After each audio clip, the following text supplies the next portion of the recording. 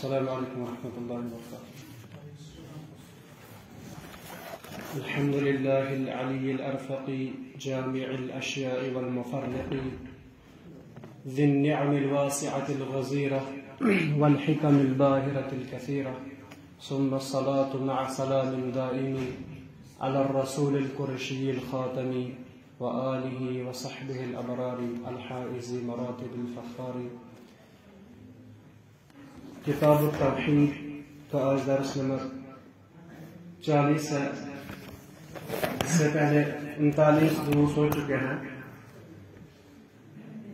جو پچھلا باب جو ہم نے اٹھایا تھا، نیا چیپٹر، وہ باب ما جاء فی ان بعض هذه الامت یعبد الاوثان، کہ اس امت کے بعض لوگ بتوں کی عبادت کریں گے. اس میں ہم نے 2-3 دلائل کے متعلق بات کی تھی. آج اسی بات میں ایک اور حدیث رہ گئی تھی، اسی کی تشریح کریں گے اور اسی پر اکتفا کریں گے. ایک طویل حدیث ہے. حدیث صحیح مسلم میں ہے. آخر پہ کچھ الفاظ جو ہے وہ امام برقانی نے اپنی صحیح میں لائے ہیں، لیکن اصل حدیث جو ہے صحیح مسلم میں ہے.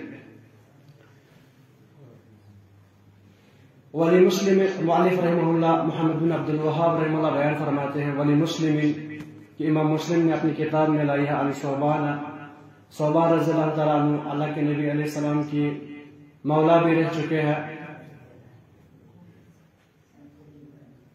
تقریباً 54 ہجری میں ان کی وفات ہوئی. بیان فرماتے ہیں وہی ان رسول اللہ صلی اللہ علیہ وسلم قال، اللہ کے نبی علیہ السلام نے بیان فرمایا، ان اللہ زوالی الارض فرأیت مشارقها ومغاربها، کہ اللہ تعالی نے میرے لیے زمین سمیٹ دی یا میرے لیے زمین سمیٹی گئی. فرأیت مشارقها ومغاربها، میں نے زمین کے مشرق کو بھی دیکھا اور مغرب کو بھی دیکھا. امام قرطبی رحمہ اللہ بیان فرماتے ہیں، یعنی اللہ تعالیٰ نے اللہ کے نبی علیہ السلام کو قوت بصارت عطا کی کہ اللہ کے نبی علیہ السلام نے ایک جگہ سے مشرق و مغرب کو دیکھ لیا. بعض علماء کہتے ہیں زمین کو ہی سمیٹا گیا، یعنی زمین کو ہی قریب لایا گیا. اور آج کے دور میں ہم ایسے بھی میپ پہ دیکھ لیتے ہیں، باقی بھی ذرائع ہیں کہ ہم پوری زمین کو دیکھتے ہیں، لیکن یہ اس طرح کا نہیں ہے، بلکہ اللہ تعالیٰ کیونکہ غیبیات میں سے ہے تو اللہ تعالیٰ کے لیے کوئی چیز ناممکن نہیں ہے، کیونکہ اللہ تعالیٰ ہر چیز پر قادر ہے. تو اللہ تعالیٰ نے اللہ کے نبی علیہ السلام کے لیے زمین سمیٹی، اللہ کے نبی علیہ السلام نے مشرق اور مغرب کو دیکھا. اللہ کے نبی علیہ السلام آگے بیان فرماتے ہیں، وَإِنَّ أُمَّتِي سَيَبْلُغُ مُلْكُهُ مَا زُوِيَ لِي مِنْهَا، اور میری امت کی بادشاہت، یعنی امت اجابہ، یعنی مسلمانوں کی بادشاہت وہاں تک پہنچے گی جہاں تک زمین میرے لیے سمیٹی گئی، یعنی مشرق و مغرب تک میری امت کی حکومت بادشاہت اسلام پہنچے گا. اور پھر فرماتے ہیں اللہ کے، کیونکہ ہم دیکھتے ہیں مشرق و مغرب جو اللہ کے نبی علیہ السلام کے لیے سمیٹا گیا، مشرق و مغرب تک، شمال و جنوب کے مقابلے میں مشرق و مغرب میں زیادہ دین پھیلا.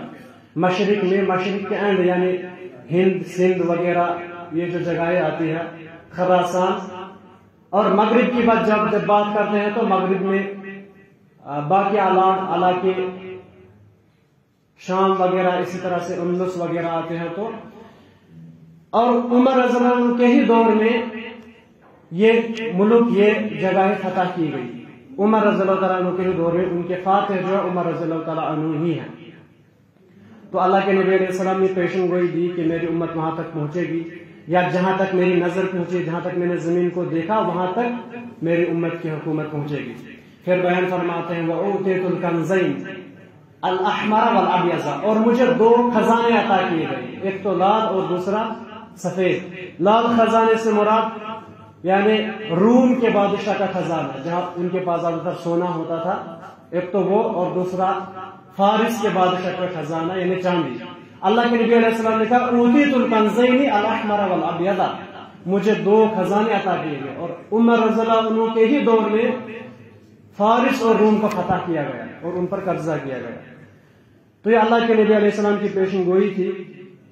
اس کے بعد بیان فرماتے ہیں حدیث میں آگے، وَإِنِّي سَأَلْتُ رَبِّي لِأُمَّتِي میں نے پھر اللہ تعالی سے سوال کیا اپنی امت کے بارے میں، یعنی اپنی امت کے بارے میں دعا کی، کیا وَإِنِّي سَأَلْتُ رَبِّي لِأُمَّتِي اللہ يُهْلِكَهَا بِسَنَةٍ بِعَامَّةٍ کہ اللہ تعالیٰ میری امت کو عام قحط سالی سے ہلاک نہ کرے، وَأَلَّا يُسَلِّطَ عَلَيْهِمْ عَدُوًّا مِّن سِوَىٰ أَنفُسِهِمْ اور باہر کا کوئی دشمن میری امت پر مسلط نہ کرے۔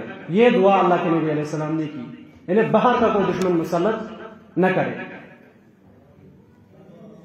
اللہ کے نبی علیہ السلام آگے بیان فرماتے ہیں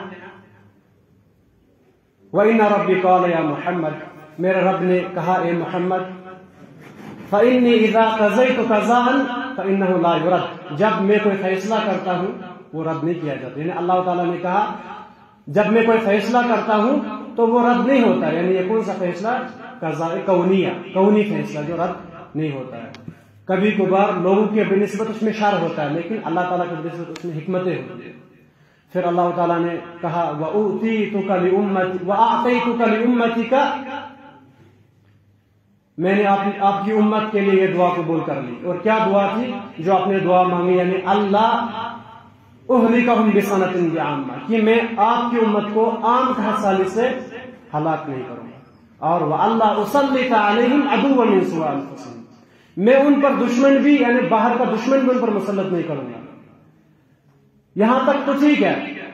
اس کے بعد بیان فرمایا وَلَوْ اجْتَمَعَ عَلَيْهِمْ مَنْ بِأَقْطَارِهَا کیوں نہ لوگ جماعت در جماعت یعنی دشمن آپ کی امت پر حملہ کرے پھر بھی مسلط نہیں ہوں گے، لیکن بیان فرمایا حَتَّى يَكُونَ بَعْضُهُمْ يُهْلِكُ بَعْضًا یہاں تک کہ وہ آپس میں ایک دوسرے کو ہلاک کرنے لگ جائے، وَيَسْبِ بَعْضُهُمْ بَعْضًا اور آپس میں ایک دوسرے کو قید کرنے لگے۔ یہاں تک بیان فرمایا یعنی آپ کی امت دشمن کی وجہ سے ہلاک نہیں ہوگی الا جب وہ آپس میں لڑنے لگ جائے۔ تو یہ اللہ کے نبی علیہ السلام نے پیشن گوئی دی اور یہ صاف طور پر واضح ہے۔ اس کے بعد اور آگے حدیث کا ٹکڑا ہے جو امام برقانی نے اپنی صحیح میں لایا، مسند کے نام سے مشہور ہے، یا وہ مستخرج علی صحیح مسلم ہے، یعنی اس میں امام برقانی نے حدیث لائی ہے۔ امام برقانی ابو بکر محمد بن احمد بن البرقانی ہے، ان کی وفات 333 ہجری میں ہے تقریباً۔ یہ کہتے ہیں کہ یعنی انہوں نے اپنی سند سے وہی حدیث لائی ہے جو امام مسلم نے حدیث لائی ہے۔ آگے حدیث کے الفاظ انہوں نے لائے ہیں کہ اللہ کے نبی علیہ السلام نے بیان کیا وَإِنَّمَا أَخَافُ عَلَىٰ أُمَّتِي الْأَئِمَّةَ الْمُضِلِّينَ کہ مجھے اپنی امت پر خوف ہے گمراہ اماموں کا۔ اپنی امت پر مجھے خوف، جو بہت زیادہ خوف ہے وہ ہے گمراہ اماموں کا۔ علماء بیان فرماتے ہیں ائمۃ المضلین گمراہ اماموں میں ایک تو علماء سوء آتے ہیں اور حکمران آتے ہیں، اسی طرح سے عباد یعنی عبادت میں جو مشہور ہیں جن کی لوگ اتباع کرتے ہیں، ان کے متعلق اللہ کے نبی علیہ السلام نے کہا کہ ایسے ائمہ آئیں گے۔ ابن عثیمین رحمۃ اللہ علیہ فرماتے ہیں جیسے کہ جہمیہ لوگ ہیں ان کے عقائد، یا پھر اہل سنت میں کوئی ایسا ہوگا جن کو اہل سنت کا نام ہوگا، پھر لوگوں کے برے عقائد بتاتے ہوں گے یا باقی چیزیں، تو ان لوگوں کو اسلام پر گمراہ کرتے ہوں گے۔ اور اس کی طرف اللہ تعالیٰ نے بھی اشارہ کیا قرآن کریم میں کہ کچھ ائمہ ایسے بھی ہوتے ہیں فَإِمَّةٌ يَهْدُونَ بِأَمْرِنَا وہ ہمارے امر کی یعنی اس کی طرف بلاتے ہیں لوگوں کو، لیکن اگر ائمہ ہی سو ہوں گے تو قیامت کے دن لوگ کیا شکایت کریں گے؟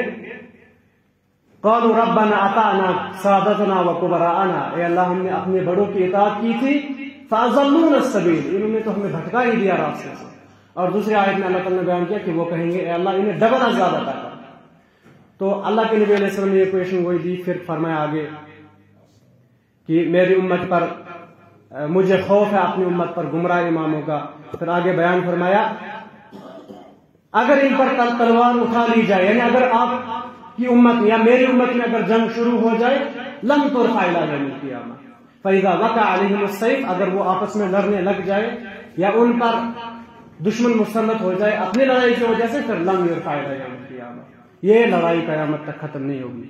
اور علماء بیان فرماتے یہ شروع ہو گیا کب؟ عثمان بن عفان رضی اللہ عنہ کے قتل سے ہی، ان کی شہادت کے بعد سے ہی یہ حالت شروع ہو گئی، جبکہ عمر رضی اللہ عنہ کی بھی شہادت ہوئی تھی غیر کی وجہ سے، لیکن وہاں سے شروع نہیں ہوا کیونکہ وہ اسی پر وہ بس ہو گیا تھا۔ لیکن جب عثمان رضی اللہ عنہ کی شہادت ہوئی اس کے بعد जंगें शुरू हो गई। और हम देखते हैं मशरिक और मगरिब में भी, यानी जब फिरंगियों ने और तातारियों ने जंगें की, यहां तक कि उलमा बयान फरमाते उस दौर में एक दिन में 500 उलमा को बगदाद में शहीद किया गया। और वो भी एक दौर था अंदलुस में 700 सालों तक मुसलमानों ने हुकूमत की। और लेकिन आपसी दुश्मनी की वजह से आखिरकार गैरों ने इसको भी छीन लिया, और यहां तक कि जो इस्लामी कुतुब थी उनको नहर दजला में फेंक दिया और पानी में डाल दिया।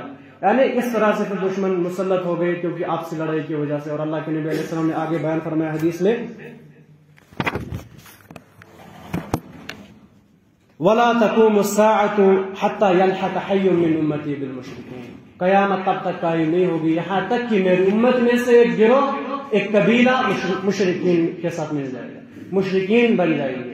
या फिर यहां पर मुराद यह है कि मुशरिकों के दीन की तारीफ करेंगे, रजामंदी करेंगे, उनको बेहतर समझेंगे, अगरचा वो यानी उनके साथ न उठते हों, अगरचा उनको मुशरिकों का नाम न हो, लेकिन रजामंदी, जैसे कि हमने पिछले पढ़ा कअब बिन अशरफ ने कहा हाउलाई अहदा मिनल्लज़ीना आमनू सबीला, आप लोग तो बेहतर हो मुसलमानों से। तो अल्लाह ताला ने कहा देखो ये भी तागूत पर ईमान रखते हैं, जबकि उन्होंने सिर्फ रजामंदी की थी। तो ऐसा भी हो सकता है, यहां तक कि अल्लाह के नबी ने कहा कि यहां तक कि मेरी उम्मत का कोई कबीला मुशरिक में बन जाएगा। और कहा हत्ता युअबद फ़िआमुन मिन उम्मती अला वसान, या तुअबद फ़िआमुन मिन उम्मती अला वसान, तब तक कयामत कायम नहीं होगी जब तक कि मेरी उम्मत की कुछ जमात है या एक जमात बुतों की इबादत न करेगी। ये वाला वो जुमला है जो मौलिफ रहमहुल्लाह यानी इस बाब में लाया है कि इस उम्मत के लोग बुतों की इबादत करेंगे। इस हदीस में अल्लाह के नबी अलैहि सलाम ने कहा।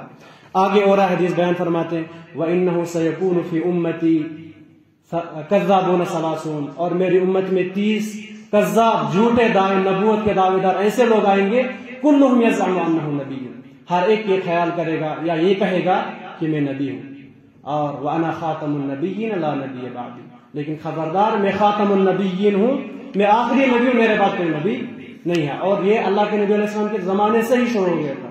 मुसैलमा बिन कज़्ज़ाब, इस तरह से और भी बहुत सारे लोग आए जिन्होंने कहा हम नबी है या नबूवत का दावा किया।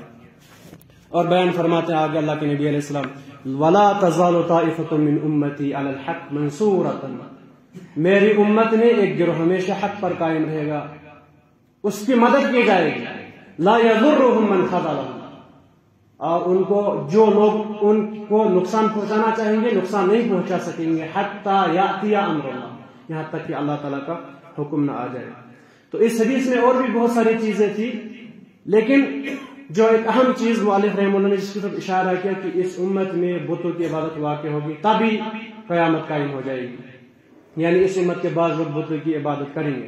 और आखिर भी अल्लाह के नबी अलैहि सलाम ने कहा कि एक उम्मत हमेशा हक पर कायम रहेगी, जो कि जिनको दुश्मन नुकसान नहीं पहुंचाएगा। उलमा ने इस पर बहुत बहस भी किया कि वह हक पर कौन है, यहां तक कि अहमद बिन हम्बल रहमहुल्लाह का एक कौल बयान किया जाता है, उन्होंने कहा इल्लम यकूनु अहलल हदीस फला अदरी मन, अहमद बिन हम्बल कहते हैं अगर वो अहले हदीस नहीं है तो मैं नहीं जानता वो कौन होंगे।